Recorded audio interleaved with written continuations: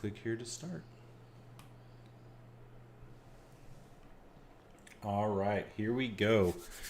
What is up, everybody? Welcome back to a special live edition of the STROSBROS podcast. Here with me, as always, my good friend Taylor Cotton. Taylor, how are you, sir? Good, brother. Good, brother. I didn't hear anything you just said. I'm totally Uh-oh. kidding. I'm totally kidding. We're doing Okay. great. We're gonna put Jerry on his toes because he messes up the audio more often than not. So Well, and as a reminder to everybody, I'm not an audio and video professional, so. factual. But yeah, so we have some awesome topics to talk about tonight. And guys, for anyone watching, please don't forget to hit the like and the subscribe button that you guys see on the channel itself. It just helps people find the content and the channel. But yeah, we want to jump right in. And if there's any questions for any of the viewers out there, please feel free to drop them in the chat. We are more than happy to kind of switch gears as we go through this, but we actually had a pretty interesting conversation this morning, Taylor and I did, and it was about the potential for, kind of what's next for Carlos Correa and if he could, potentially be wearing an Astros uniform next year. So Taylor, let's get started there. So kind of tell me what your thoughts are on that kind of potential. Well, I've always been a Carlos Correa huge fan. I will always be. He's the guy that definitely stood up for us when all the banging on trash cans and all that nonsense was going on from the other teams that are just full of hypocrisy. But we don't have to go down that road.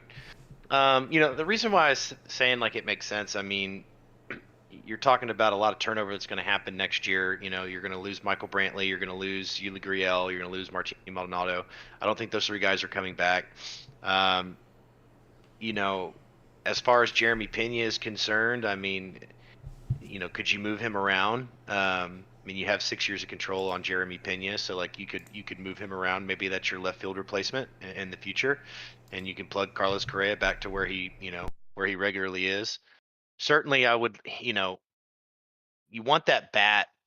You want that bat for the playoffs, but it's going to come down to money. I mean, Carlos Correa he's going to want $30 million a year. It's the floor. Um, Even if we had to match that Minnesota deal, which I think we should have. I think we should have matched that Minnesota deal and kept Correa here. But way he's playing right now, he's batting 267, on base percentage of 700, and slugging 420. He's got about 14 home runs. Compare that to what he did last year.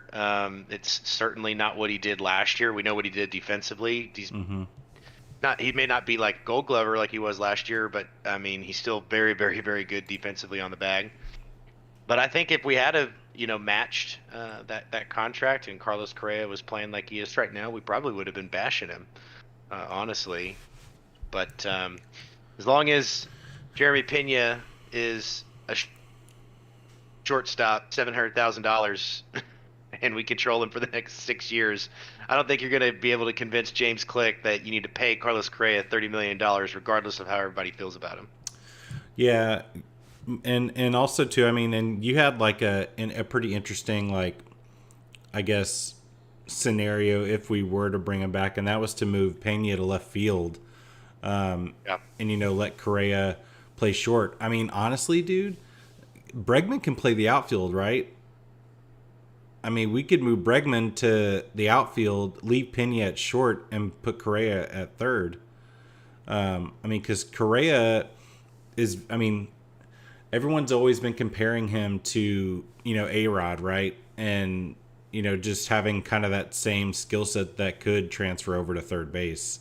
But yeah, I mean, I agree with you wholeheartedly. I mean, especially with us and the potential, obviously Verlander's going to opt out, right? So he's going to be, an increased, payroll kind of guy where, we're probably going to have to be paying him upwards of 35, 40 million a year. Just in terms of the season that the dude is having. I mean, he's putting up numbers that we haven't seen him put up since he won the AL MVP in 2011. And it's just astounding what he's done, at almost 40 years old. So, it's a very interesting point. Kind of how we as fans had to kind of justify. Garrett Cole was never really. I mean, we made an effort, but the Yankees, some of those big teams were going to offer him that contract that he got, and there was no way we were ever going to do it. I don't think Garrett Cole was realistically in our long-term plans. He was definitely here. He did great for us. He played great for us. I'm sure we would have liked to have kept him in an Astros jersey, for the long haul. But I think when Jeff Luhnow did that trade, it was for like immediate impact, try to win a World Series, and then, try to win a World Series or two. And sad, unfortunate thing is we didn't win any with him, but certainly went there. But where I was going with the story is kind of how we were justified it. We had to lose George Springer because we had to pay Bregman and Altuve and Correa. Right. And now we've lost Correa. We have brought back Jordan, but Kyle Tucker and Framber Valdez are not on long-term deals. Kyle Tucker being the more prominent one because he's due up for free agency before Framber. So, and we haven't, we still we have like 25 million difference from the payroll that we had last year. So it's not like we've necessarily replaced Carlos Correa with that money that, we would have paid someone else. So I think if you don't retain Framber and Kyle Tucker, if they're the next ones to go, I think you're going to have a lot of upset fans because what are you classifying as your core? Because to me, a 26-year-old Gold Glove shortstop who is one of the best postseason hitters that we've seen in the last decade plus would be somebody that I would think you would pay and keep as your core. But they went a different direction with Jeremy Pena, who, he started off super hot. He's kind of come down to earth big time. The league's kind of figured him out. He will make adjustments. We certainly wouldn't be at where we are right now record-wise if it wasn't for Jeremy Pena going off to that hot start and such clutch hitting. But, I think it's going to lead us into our next topic, which is, what are we classifying as your core? Before we do that, I did want to touch on the only thing about if we were able to bring Carlos Correa back, which would be fantastic. I don't know if Bregman out in left field would be the move. Now, it would work, most definitely. It would definitely work in Minute Maid because left field is short. But I worry about Alex Bregman's legs on the long term in other ballparks out in left field. Yeah. Especially since he hasn't had that many lower leg injuries, but would you say that outfield is probably more physically demanding than third base would be? Yeah, I think so. I think it's also too. You got to think about with the transition to the new schedule, where we're not going to be playing teams within our division 19 times anymore. They took 6 games out of that across the board for all teams, right? So our interdivision team matchups have been cut down to 13 apiece. So, there's basically going to be 24 new sets of opponents, in terms of series that we're going to be playing. And so we're basically going to be playing every single team, across the major leagues once a year. And then it's going to flip in terms of location every other year. So, for instance, like your bigger ballparks, like your Great American Ballpark in Cincinnati, PNC, what else? Chase Field, where the Diamondbacks are at. Those ballparks have very, very large outfields, and it's not really kind of conducive to Bregman's skill set. I would even say and argue it's not really conducive to Jordan's skill set, right? I mean, that those are probably going to be games where we see Chaz, out there with Jake Myers and then Kyle Tucker and Wright, and then we'll have, we'll alternate Mancini at first or Jordan at DH. You know what I mean? Just to make sure that we still have some sort of solid depth within the lineup itself. But yeah, I mean, I agree with you. I mean, it's more so just kind of like the brainstorm, right? Because we know he's going to opt out, and especially with his homecoming, back to Houston, I think it poses an interesting topic and potential situation for the Astros, next year, or excuse me, this winter when the winter meeting starts. So, I mean, and we have money coming off the books. It's not like we couldn't afford him as a player. It's just, you know, I'm kind of hoping that they run into kind of a similar situation that they did this year. The Corey Seager got paid, mm-hmm. and so did so did Trevor Story. Trevor Story got paid, Yep. and then was it Baez? Was it Javi Baez of the Tigers? Yep. He got paid as well, but really the only contract that like blew everybody away was the Corey Seager one. And we had conversation earlier. I had a conversation earlier with a work associate of mine where it was like, yeah, the Rangers spent $500 million in the offseason and are 20 something games behind the Astros. I mean, Yep. we're definitely in a nice position as Astros fans. But I I think it's more likely than not that it's a possibility. I mean, we have a need in the infield. I mean, we could make it work. And I Yeah. mean, really, if you're going to move anybody to left field, I would put Jeremy Pena out there. The kid's athletic. He can adjust, and I think that he would be better suited for the physical demands than Bregman or Carlos Correa. I mean, if you're going to move anybody, it would be him versus your hot corner and shortstop. I mean, who a year ago that led to a Gold Glove year for Mm-hmm. Carlos. So. Yeah, most definitely. I mean, and it took, I mean, shoot, man, it took him a long time. I mean, there were some other seasons with Correa where he really probably should have won a Gold Glove, and he just didn't get the votes for it. Whether 2017 had anything to do with that or not, but I mean, he was clearly the best, middle infielder in the league over the last 2-3 seasons. So, but yeah, I know we wanted to kind of jump over and talk about kind of the, this historic run that the Astros starting rotation has been on. I mean, we have two of arguably the best 1-2 punch, not including McCullers now that he's back, right? I mean, and Justin Verlander and Framber Valdez. Framber just set a new Astros franchise record for 21 consecutive quality starts, which hadn't been done since Mike Scott did it in 1986. And that was when the Astros had made it to the the NLCS and eventually lost to, I believe it was the Mets, who we lost to in 1986. But yeah, I mean, it's been a pretty awesome thing to see. I mean, Verlander's last start, he pitched six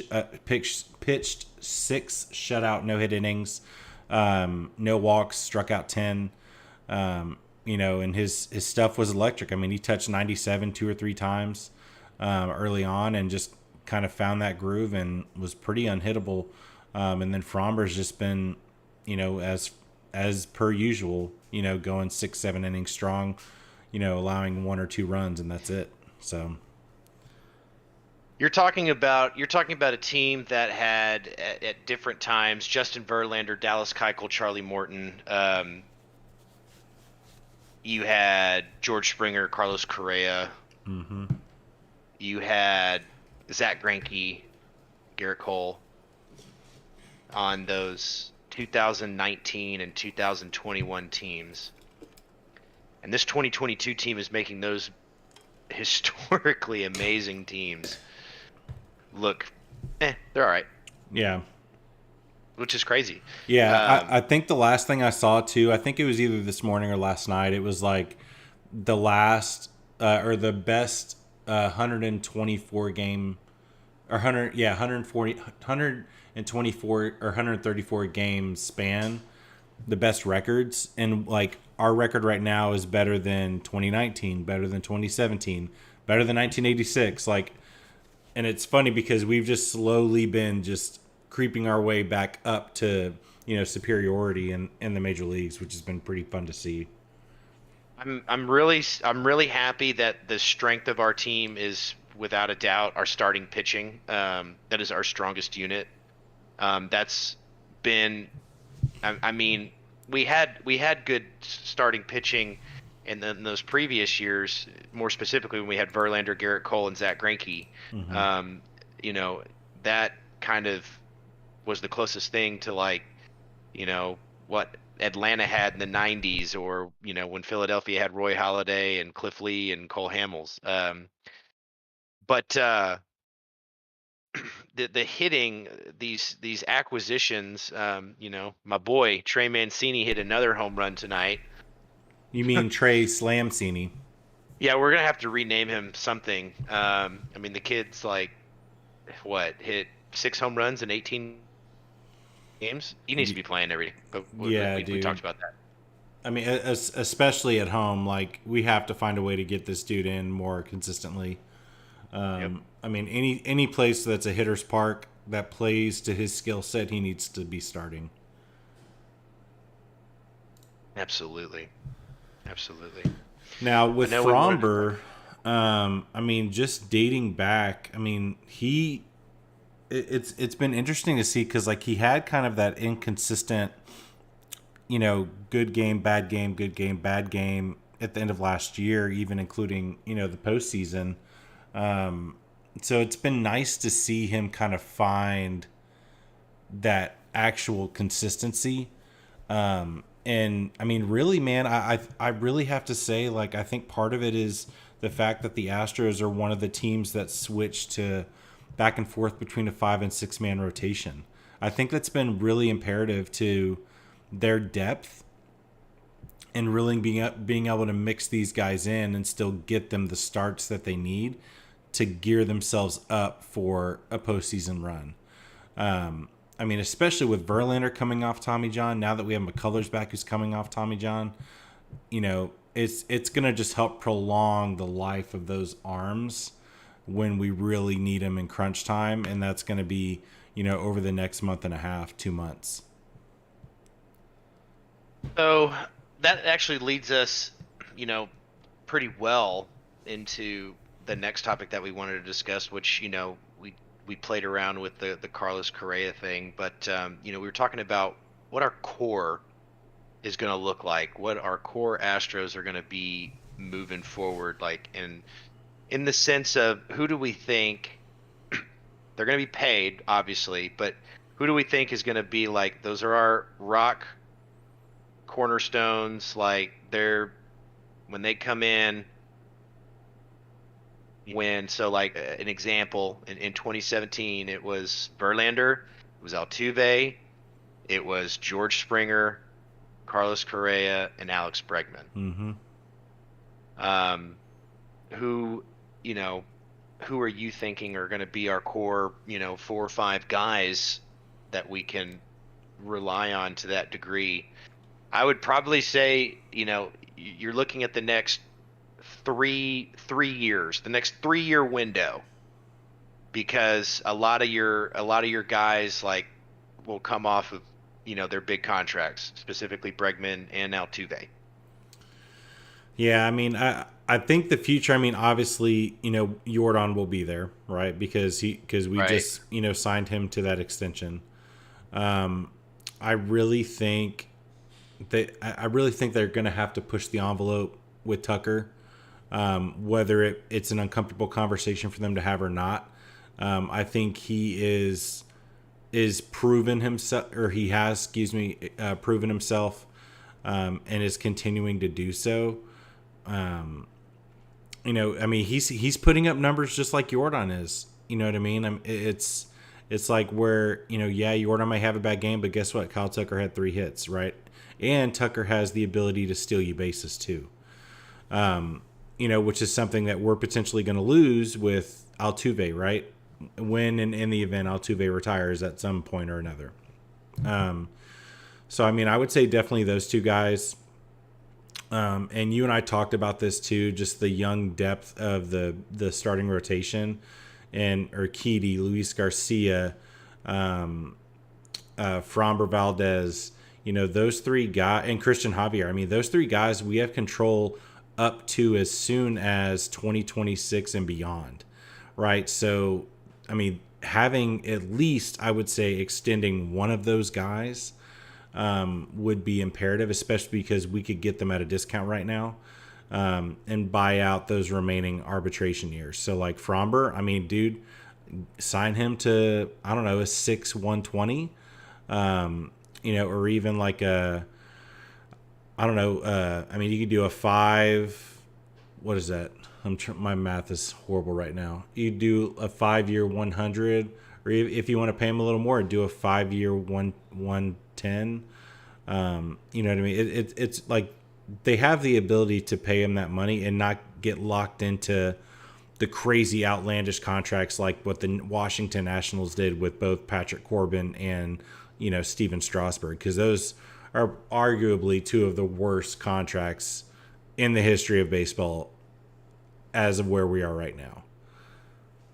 So I have a potential hot take. You might not agree with it. I definitely Fromber, Valdez. I mean, you're going to have, of course, Lance as well anchoring your pitching staff. Those 2 guys. I mean, especially as Lance gets healthier. For the next 3 years, you're definitely going to be relying heavily on Alex Bregman, and I think Alex Bregman, the way that he's playing, he's having such an insane summer. The boy is back, and I think it parlays into like after his contract is expired, he comes back and he plays into his mid 30s with the Astros, mid to late 30s with the Astros. I think, of course, Jordan. Now, my hot take. I think there is a number that does not make sense bringing Kyle Tucker back. The reason I say that is I'm not a good player. He very much is so, but he's not Jordan. He doesn't hit like Jordan. His numbers are pretty hot and cold. I mean, when he's hot, he's hot.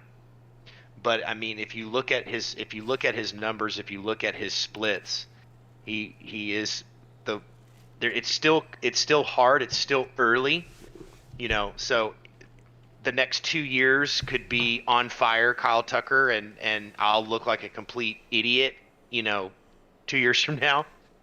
But as it stands right now, with the way that he plays, when he's cold, for example, he is really bad, a detriment in the lineup. It's a lot different than like when, I mean, even Alex Bregman, but Alex Bregman has shown that when he's healthy, he is probably the best player in our lineup, not named Yordan Alvarez. Jordan has gone through slumps, sure, but his slumps are not as elongated as Kyle Tucker's are. By the way, speaking of Bregman, I believe he's batting behind you right now. Is he really? Oh, he sure is. But he's working a full count. Give us a score update, Tate. Right now, we're looking at the bottom of the 8th. It's 5-3, the good guys. And Bregman just got a walk, like I was predicting that he would probably end up doing. So, I would say that lumping him in with Yordan Alvarez, I just, if he's wanting, it's the same reason why we didn't give Carlos Correa the long-term contract. Those things never work. And so it's like, if you're going to pay Kyle Tucker a lot of money, I think there's a number that doesn't make sense. Um, you know, you're paying Bregman 30 million in the last years of his deal. I think we're paying Jordan about the same. I do not personally think that Kyle Tucker should make more money on any basis, overall, per year, however you want to define the contract. I do not think that Kyle Tucker should be paid more than Alex Bregman or Jordan because he's not the same kind of hitter as them. He's a great, great hitter. He's a great player. I'm not saying he's not. I'm just saying Alex Bregman and Jordan, when they're on it, they are MVPs.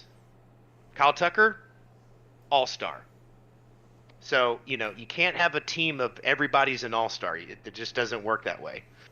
But, if push comes to shove, I do think there's a number that doesn't make sense. And if it's like, okay, if I have to lose Kyle Tucker, but I can keep Framber Valdez, Luis Garcia, and Jose Urquidy, Astros for the long term, I would take that over paying Kyle Tucker. Yeah, and for those of y'all who don't know, I mean, I could very well be way off with this number, but I want to say, like, when we initially signed Urquidy and Luis Garcia, we signed them simultaneously together, and I want to say we ended up paying, like, it was something ridiculous, like it was like $80,000 or something along those lines, to sign those guys. So it's been pretty interesting, to see how well those guys have pitched. I mean, Taylor, do me a favor, pull up Baseball Reference. I'm curious as to, like, let's compare and contrast kind of those stats between, Urquidy, Christian Javier. Yeah, I mean, I already have like your quiddies pulled up. I mean, right now he's pitching to the tune of, his. Really, the thing is that he's had a very good summer. So let me pull up his splits real quick, and I'll tell you.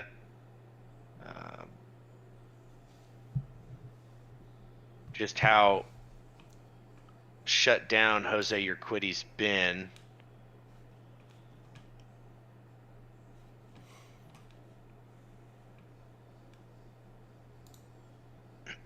So in the last 30 days, he struck out 27. He's given up 4 home runs.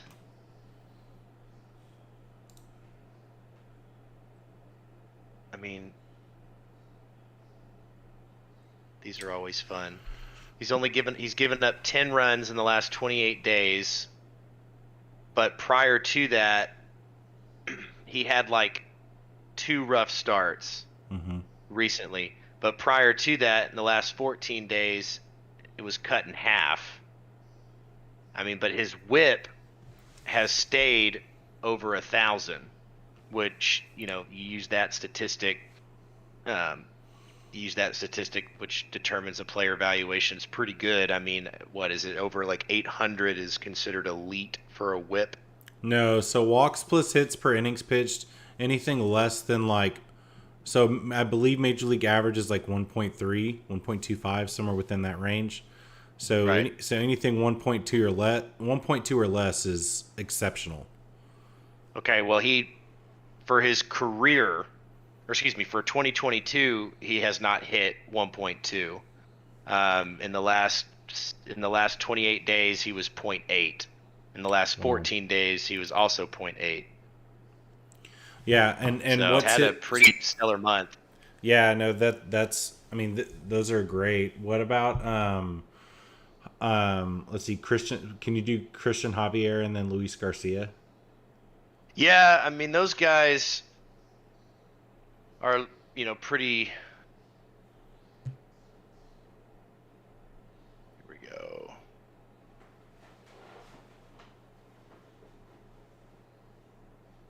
Oops. So for Luis, let me pull him up.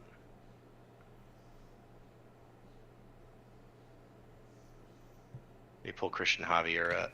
And for those of you guys that don't know, like a good place to find baseball stats and things like that, if obviously the major default is to go to MLB.com to look at these stats, but Baseball Reference is kind of where Taylor and I like to dive into, because that's where that you can look at advanced, analytics for these players and things like that to really kind of separate, and jump into more in terms of a deep dive into a player and the caliber of player that they are. Yeah, so I mean, for 2022 so far, I mean Christian Javier struck out 146. He's had 146 strikeouts Mm-hmm. so far for this year, which is very impressive. And looking at his WHIP over the last 30 days, it's a .7, which is insane too. He is less prone. He is less prone to the long ball than Jose Urquidy. Mm-hmm. Jose Urquidy throws strikes where, like, I mean, Christian Javier throws strikes too, but he's kind of like Lance McCullers in that, and he does give up some walks. I mean, he's got 50 walks for the year. Right. And he's been more of a spot starter for us, but I mean, he's going to be going, they're talking about, him being going back to the bullpen role. They talked about that very recently. So that could be something to keep an eye on if they keep it. He's a weapon in the bullpen, and that just makes us that much deeper. Because I mean, we're running a 6-man rotation right now, a true 6-man rotation. Yeah, and also too, I mean, so typically in the playoffs, especially these longer 7-game series, you see, a lot of these teams have what's called like the bullpen game, which typically takes place in game 4, and or game 5, depending on where the series is at a certain point in time. But the bullpen game really kind of tests a team's resilience in that rotation. And it's super, super imperative. Like, for instance, for the Astros, I mean, because Lance is still coming back, Lance is probably going to be in that bullpen game. I would say Christian Javier is probably going to be in that bullpen game as well, which essentially leaves Verlander, Fromber for games 1 and 2 with, either Urquidy or Luis Garcia representing game 3. Right. And I feel like at that point it would potentially be a toss up. Now, something else that's interesting about the playoffs in this 7-game series too is, that there's only one day off in between a 7-game series now, right? Yeah. So it's after games 1 and 2, there's a day off for travel. And then games 3 through 7, there's no break. So that's also going to be super telling with these teams to figure out who really has the depth and kind of where the separators lie. For sure. I know we also, let me see, got to pull up my topic list again. Let's see. That's why I'm so glad that, like, our strength is our starting rotation, and we are super deep. I mean, we have some injuries and some problem spots in our lineup still. Hopefully we can get Diaz back, healthy. That would be nice. And then Chaz has got a dislocated finger. I don't know if you saw it yesterday. It was pretty rowdy. But hopefully he comes back, because we definitely need. We're gonna need health. We're gonna definitely need health going into going into the postseason. I mean, and Michael Brantley, it still hurts. It's gonna hurt. Especially as Minnesota's a good team, but I think the true test for us when we played Atlanta and we went from Nails starter to Nails bullpen, it exposed our lineup a little bit. And Yeah. I feel I mean, I think so too, but I also think, I mean, if you really like watched the games too, I mean, the the games first two games really could have swung either direction. At especially in those middle innings, it was almost like we kept finding ways to get ourselves, like we were basically trying to find ways to not lose as opposed to trying to find ways to win. And a perfect example of that is, Ryan Presley pitched great in relief, and instead of leaving him in, we were like, oh no, we're gonna go ahead and keep him reserved as opposed to throwing him back out there for potentially another shutdown inning. And in doing so, we ended up, I think it was we brought in Stanek, in the 11th, and or it was either the 10th or 11th, and that's ultimately what ended up causing us to lose. But yeah, I mean, I think it's. I think those being in those situations though does help. I think it helps build for what's to come, especially because I mean, we you and I both know how good Atlanta is, and I was actually talking to AJ. For those of y'all who don't know AJ, that is my wife, but her and I were talking about, who we would want to play in the World Series, and I straight up said I do not want to play Atlanta. Under no circumstances do I want to play Atlanta. And she mentioned, she was like, oh, well, I wouldn't mind us playing the Dodgers. I mean, I could see it being a pretty even series if we played LA, but ideally I'd like to play the Mets. I think it would be the most exciting of those three opponents to play, Sure. especially because the Mets have not been in that scenario in quite some time. Essentially since they played, oh my gosh, I think they played Kansas City.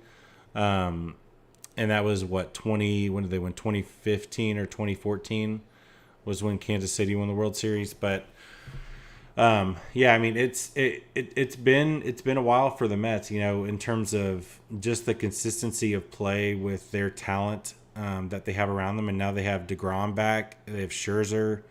Their bullpen is great as well. And I think it would be an exciting series, in all aspects and avenues too. I mean, New York is just historically great for postseason baseball. It always has been, and it always will be. 100%. And I'm looking forward. I'm looking forward to the playoffs this year. Maybe we go to a game. It'll it'll finally wash away. I still haven't washed away the Howie Kendrick home run that we had front row seats for. That was fun. Yeah, and where's Howie Kendrick right now? Kissing that ring that should have been ours. Yeah, I mean, I couldn't tell you where he's playing, if he's Doesn't playing at all. matter. I mean, the dude was so old, he's probably playing in Japan somewhere. Yeah, well, the dude hit a home run in the World Series that swung the momentum. Yeah, most definitely. Yeah, I mean, for anyone watching, I mean, if you guys have any questions, don't forget to drop them in the chat. We'd love to be able to, help provide kind of our opinion on certain things in regards to the Astros, or even if it's something that's not related to the Astros and you feel like it's something worth sharing, please don't hesitate to drop it in the chat. I did get one question that they they had wanted us to talk about. It was shout out Kent, buddy of mine. He had asked. I can't use the same language, but I'll kind of amend it here. But his question was, why are the Astros the Yankees' daddy? Yeah, I think a lot of it, man, comes with. I mean, they have just as good of an analytic department as we do, but I think ultimately, man, like they love the big contracts so much that they're willing to sacrifice future years of consistency for it. And I think the Astros had done that for so long that when they started rebuilding, they were like, hey, we're going to do it right. And we're going to kind of take that leap that no one else has done and really kind of rebuild this the way that we want to set us up for the long haul. And that's what they've done. I mean, yeah, we don't have the number one farm system. I mean, I don't even think we're in the top 10 in terms of our farm system, but just the way that we find talent, and that in combination with our analytic department is really kind of what separates us, so that we can find guys like Christian Javier. We can find guys. I mean, a perfect example, Jose Altuve, dude. Like he was at a tryout with the Astros. They sent him home, and then he came back the next day, and then we eventually signed him. And now look at him, right? How about trading? How about trading a reliever for Yordan Alvarez? Yeah, or trading Josh Fields. Did you know that what's his face for the Pirates was also traded from the Dodgers for nobody? Mm-mm. Yeah, the shortstop who just set the exit velocity record. Wow. Hold on. Shortstop.